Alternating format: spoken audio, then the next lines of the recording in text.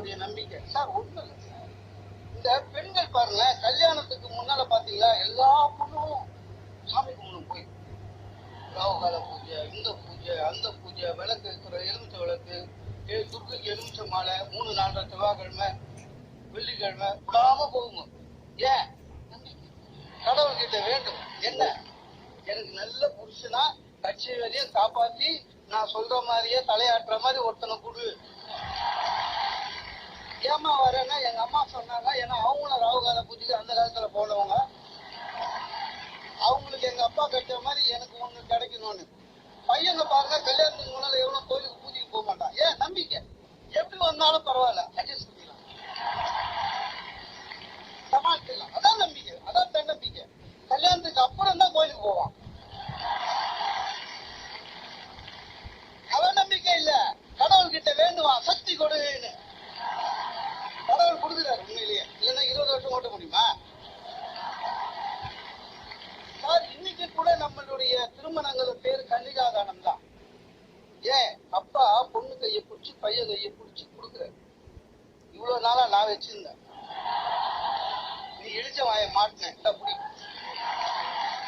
அதான கன்னிகாதானம். ஆக ஒருவரை சார்ந்திருப்பதே பெண்களுக்கு இருக்கின்ற பொழுது தன்னம்பிக்கை என்ன வரும் சார்? தன்னம்பிக்கை ஆண்களை விட பெண்களுக்கு குறைவுன்றது படிக்கிறதுல இருந்தே தெரியும். 95 மார்க் வாங்குங்க, கோன்னு அழுவுங்க. பாத்துக்கிறீங்களா? 5 குறைஞ்சிச்சேன்னு. பையன் 15 வாங்கியிருப்பான், சந்தோஷமா இருக்கும். 15 தானே நான் வாங்கினேன்னா அவன் சொல்றான், சார் சார் கடவுள் கொடுக்க நினைச்சதை மனுஷன் தடுக்க முடியாது. இந்த வாட்டி கடவுள் கொடுக்க நினைக்கல, விடு சார். இல்ல அதுதான் உண்மை. எந்த துறை வேணா பாருங்க, இப்ப சினிமா துறை எடுங்க, நடிகைகள்லாம் கூட கோடி கோடியா சம்பாதிக்கிறாங்களா? சொத்து வாங்குறாங்க, அவ்வளவுதான். ஆனா ஆண் நடிகர்கள் அப்படி இல்ல, சம்பாதிக்கிறான். எப்பயாவது தமிழ்நாட்டுக்கு சீஃப் மினிஸ்டர் ஆயிடலாமான்னு ஒரு தன்னம்பிக்கை.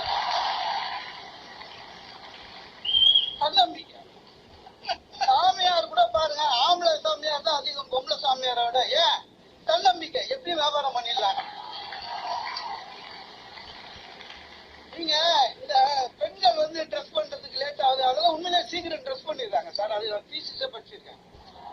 சீக்கிரமா ட்ரெஸ் பண்ணிடுவாங்க, ஆனா வெளில வர மாட்டாங்க. ஏன்னா நம்பிக்கை இல்லை. ட்ரெஸ் பண்ணிட்டு கண்ணாடி முன்னால நின்னவன அவங்க நம்பிக்கை தளர்ந்துரும். நல்லா இருக்குமா, இப்படி நல்லா இருக்குமா, அப்படி நல்லா இருக்குமா. வெளியில போனா அவ வந்து நம்மளை விட நல்லா இருந்துருவாளா, இந்த ஹேர் ஸ்டைல் நல்லா இருக்குமா. இந்த அவநம்பிக்கையாலேயே லேட் ஆகுது.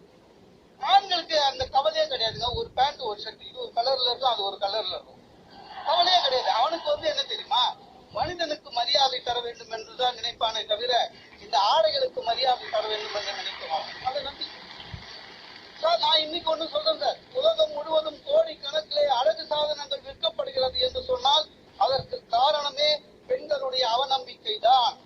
நம்பிக்கையா இருக்கிறவங்க யாரு மேக்கப் போட போறீங்க? அப்படியே வெளில வாங்கல சார். மனிதன்னா ஆனா இருந்தாலும் பெண்ணாலும் சரி வயசாகும். வயசாச்சுன்னா முடி நிறைக்கும், முடி கொட்டும், கண்ண டொக்கு விடும், இதெல்லாம் நடக்கும். மனுஷன் தானே நம்மளும். ஆனா ஆண்கள் இதெல்லாம் இயல்பா இருக்குமா சார்? முடி கட்டி போல்டு எட்டா இருந்தாலும் சரி நிம்மதியா இருப்பாங்க, தலை வர்ற வேலை மிச்சம் சார் அப்படின்னு போயிடும். ஆனா இவங்க அப்படி இல்லைங்க, அதுக்கு சௌரி. இப்ப அட்டாச்சு எக்ஸ்ட்ரா அனுமதிக்கிறோம். இது எல்லாமே பார்த்தீங்கன்னா அவங்களுடைய அவநம்பிக்கையை காட்டுகிறது. அவங்க செய்யற சாப்பாடுங்க பரிமாறும் போது சொல்றாங்க, அவசர அவசரமா சமைச்சேன், எப்படி இருக்குன்னு தெரியல. ஆனா அவங்க சமைச்ச சமையல்ல அவநம்பிக்கை. ஆனா நம்ம அதை பத்தி கவலைப்பட மாட்டோம். கண்டிப்பா உயிர் போவாது சார். உண்மையிலேங்க பெண்கள் நீங்க சொன்ன அந்த மூளைலாம் இல்ல, உண்மையிலே பெண்களும் புத்திசாலி தான். நம்பிக்கை இல்லை, அவ்வளவுதான். புத்திசாலி சார். நம்மளை விட நல்லா படிக்கிறாங்க சார், நம்மளை விட நல்லா எழுதுறாங்க, புரிஞ்சுக்கிறாங்க. இப்போ இங்கிலீஷ் எழுதுதுங்க, பேச வர மாட்டேங்குது பாருங்க. ஏன்? அவநம்பிக்கை. நம்ம எங்கேயாவது தப்பா பேசுவோமோ. நிறைய பேர் இங்கிலீஷ் பேசாததுனாலே கேம்பஸ் இன்டர்வியூ மிஸ் பண்ண பெண்கள் எனக்கு தெரியும். ஆனா ஆண்கள் அப்படி இல்லை, இங்கிலீஷ் வருவதில் அடிச்சு விடுவான். ஆமாங்க, ஒரு இங்கிலீஷ் கேட்டேன், எம்என்சி இட் இஸ் நாட்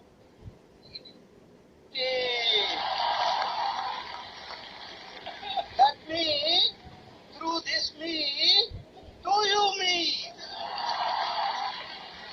இப்போ உங்களுக்கு புரியுதுல்ல? புரிஞ்சு கை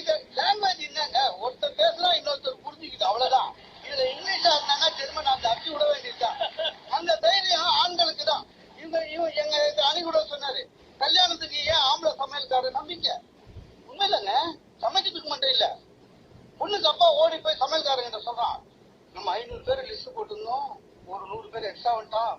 சமையல்கார் சொல்லுவார் தெரியுமா,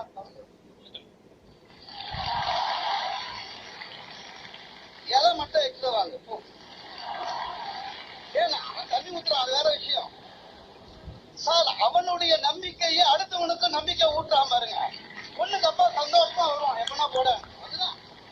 ஆனா நம்ம வீட்டுலங்க சாப்பாட்டு டைம்ல 2 பேர் எக்ஸ்ட்ரா விருந்தாளி வந்துட்டாங்க வச்சுக்க, டென்ஷன் ஆகும். என்ன கூப்பிட்டு தனியா என்ன பண்றது தெரியல, கொஞ்சம் தான் இருக்குது, என்ன பண்ண போறேன்னு தெரியல. சரி சரி சாப்பிடுற நேரத்துல நீ அவங்களோட உட்காந்துடாதுன்றான். லேட்டா சாப்பிட்டா வயிறு சரியில்லைன்னு சொல்லுன்னு வேற சொல்றான். நம்மளுக்கு வேற வழி இல்லையா, விருந்தாளி 2 பேர்கிட்டயும் நான் இப்பதான் 11 மணிக்கு டிஃபன் சாப்பிட்டேன், நீங்க சாப்பிடுங்க அப்படின்னு சொல்லிட்டு அவனை சாப்பிடுறத ஓரமா நின்று பாவமா பார்ப்பான். அவன் நம்ம வீட்டுக்கு வர விருந்தாளி பாரு அள்ளி அள்ளி சாப்பிடுவானா, நமக்கு பயமா இருக்கும். நிச்சயமாக ஏதாவது வச்சுட்டு போகிறான். என் கவலை என்னன்னு தெரியுமா சார், அவன் மொத்தமா சாப்பிட்டு முடிச்சாம சோறாக்க மாட்டான். ஒரு வேளை சாப்பிட்டா உயிரா போயிட்டா நைட்டு சாப்பிட்டுக்கோ அப்படின்னு. இவனுங்க நம்ம சோத்துல மண்ணு போட போறான்னு ஓரமா நிற்பேன். இவ்வளவுதான் இவங்களுடைய தன்னம்பிக்கை. சாப்பிடுற சாப்பாடே அப்படிதான். ஒண்ணு இல்லைங்க, ஒரு ஆபீஸுக்கு போங்க, ஒரு பியூனா தான் இருப்பான், பியூன் தான்.